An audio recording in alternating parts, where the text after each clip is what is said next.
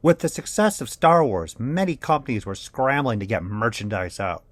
A lot of the first products were basic, cheap, and easy to produce items like puzzles, trading cards, comics, and coloring books. Another one of the cheapest toys that could be made quickly are cereal premiums. Small toys and novelty items have been a staple of cereal prizes for decades.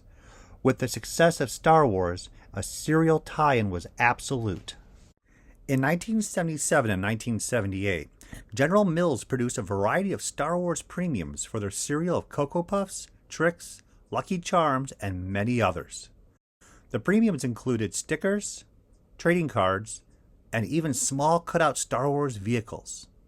These were all quick to print and cheap to produce, but this leaves us wondering, what cereal toys could have been made for Star Wars? This brings us to the story of a gentleman who spent decades in the cereal industry, a person who created, designed, drew, and sculpted a lot of the cereal toys from the 60s and 70s. Unfortunately, this person has been lost to time. He had passed away a number of years ago, and his entire collection had been sold off to a dealer. I picked up these pieces from that dealer and tried to inquire about who this person was and learn more about their history. But unfortunately, the dealer has also passed on, and I'm afraid we're not going to get any more information about who this individual is. And maybe, if we're lucky, over time we'll have a follow-up video as we try to figure out and dig out more information about this person. And these sheets came from the original Cereal Designers collection. These are photocopies of the concept art for the back of the box for Kellogg's. And all these are toys, not trading cards or stickers, but toys. And these toys are all based upon earlier gimmicks that all cereal premiums have. To an extent, these are rough drawings, but they are still very fleshed out and very close to finalization. The first concept art shows the Millennium Falcon. The Millennium Falcon would use a string, which it would fly downward with the help of gravity. I do like the idea of safety, and they had to make sure the kid was wearing a full spacesuit in space in order to play with this Millennium Falcon toy. But there is no gravity in space, so the toy wouldn't really work. I also like the additional image of the child or man. Is that a mustache or a mouth? Did he predict older men playing with Star Wars in the future? The next concept art is the R2-D2. I suspect this one was the next draft in keeping focus on the R2-D2 in the world of Star Wars instead of a kid floating in space.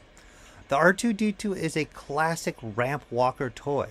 A string with a weight is placed over a ledge and R2-D2 would start walking forward. C-3PO looks to be more of a balancing figure based upon the pose of it, but it is hard to tell, and if you guys know anything about this, please comment below. We don't know why they were never produced, but one hypothesis is the name on the concept art, Kellogg's. Kellogg's cereal is in competition with General Mills.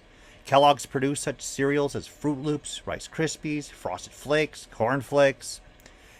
General Mills had purchased Kenner Toys in 1967.